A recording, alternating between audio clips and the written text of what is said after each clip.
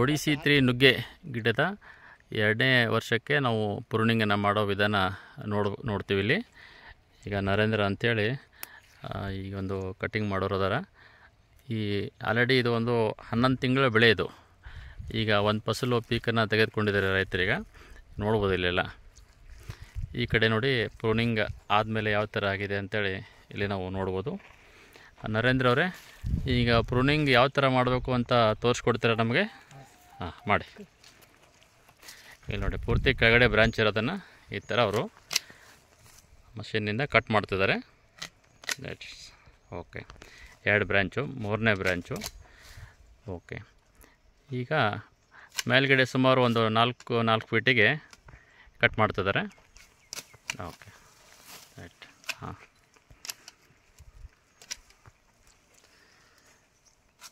ಇದರಿಂದ ಏನಾಗುತ್ತಪ್ಪ ಅಂತಂದರೆ ಈಗ ಗಿಡಕ್ಕೆ ಗಾಳಿ ಮತ್ತು ಬೆಳಕು ಹೆಚ್ಚಿನ ಪ್ರಮಾಣದಲ್ಲಿ ದೊರಕುತ್ತದೆ. ಮತ್ತು ಮುಂದೆ ಇದು ಹೊಸ ಚಿಗುರು ಬಂದು ಹೊಸ ಚಿಗುರಿಗೆ ಹೂವು ಕಾಯಿ ಆಗೋ ಸಾಧ್ಯತೆ ಹೆಚ್ಚಿರುತ್ತದೆ. ನೋಡ್ಬೋದು ಈ ಥರ ಗಿಡ ಎಲ್ಲ ಚೆನ್ನಾಗಿ ಓಪನ್ ಆಗಿದೆ.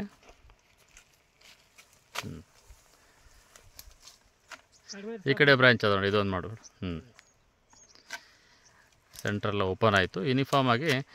ಈಗ ಇದ್ರ ಮೇಲೆ ನಾವು ಮುಂದೆ ಬ್ರಾಂಚ್ ಬರ್ತದೆ ಮತ್ತು ಕಾಯಿ ಕೂಡ ಬರ್ತದೆ ಇದರ ಮೇಲೆ.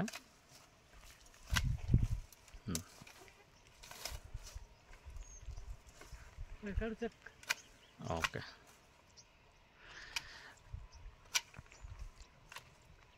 ಸುಮಾರು 1 ರಿಂದ 1.5 ನಿಮಿಷದಲ್ಲಿ ಒಂದು ಗಿಡ ನೀವು ಕಟ್ ಮಾಡ್ಬೋದು, ಹೌದಲ್ಲ ರೀ? ಅಂದರೆ ಎವರೇಜ್ 2 ನಿಮಿಷಕ್ಕೆ ಒಂದು ಗಿಡ ಆಗ್ತದೆ ನಿಮಗೆ ಕಟಿಂಗ್ ಮಾಡ್ಬೇಕಂತಂದರೆ.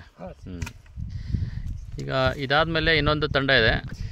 ನೆಕ್ಸ್ಟ್ ಇದಕ್ಕೆ ಏನಪ್ಪ ಅಂತಂದರೆ ಒಂದು ಶಿಲೀಂಧ್ರನಾಶಕ ಸಾಫ್ಟ್ ಪುಡಿಯನ್ನು ಇವ್ರು ತೊಗೊಂಡು ಈ ಥರ ಎಲ್ಲೆಲ್ಲಿ ಕಟ್ಟಿಂಗ್ ಆಗಿದೆ ಆ ಭಾಗಕ್ಕೆ ಈ ಥರ ಪೇಸ್ಟನ್ನು ಒರೆಸ್ಕೊಂಡು ಹೋಗ್ತಾರೆ. ಇದರಿಂದ ಡಿಸೀಸ್ ಇರ್ತಕ್ಕಂಥ ಬ್ರ್ಯಾಂಚು ಮತ್ತು ಫರ್ದರ್ ಸ್ಪ್ರೆಡ್ ಆಗೋದಿಲ್ಲ ಇದರಿಂದ.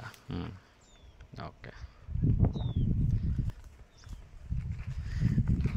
ಈ ಥರ ಪ್ರೂನಿಂಗ್ ಆದಮೇಲೆ ನಾವು ಕಂಪಲ್ಸರಿಯಾಗಿ ಪೇಸ್ಟನ್ನು ಮಾಡಬೇಕು ಒಂದು ಶಿಲೀಂಧ್ರನಾಶಕದಿಂದ, ದ್ರಾವಣದಿಂದ.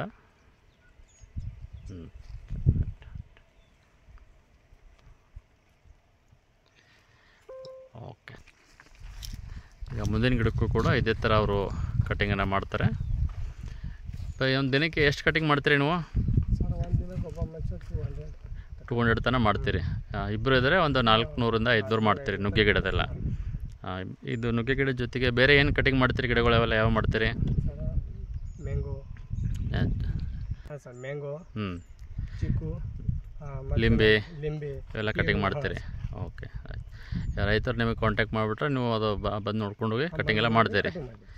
ರೈಟ್. ಈಗ ಎಷ್ಟು ದಿನದಲ್ಲಿ ಚಿಗುರು ಬರುತ್ತೆ ಇದು ಕಟಿಂಗ್ ಆದಮೇಲೆ? ಸರ್ ಇದು ಮಿನಿಮಮ್ ಒಂದು ವಾರ, 1 ತಿಂಗಳು, 15 ದಿನ ಒಳಗೆ ಸರ್ ಚಿಗುರು ಚಾಲು ಆಗ್ತದೆ.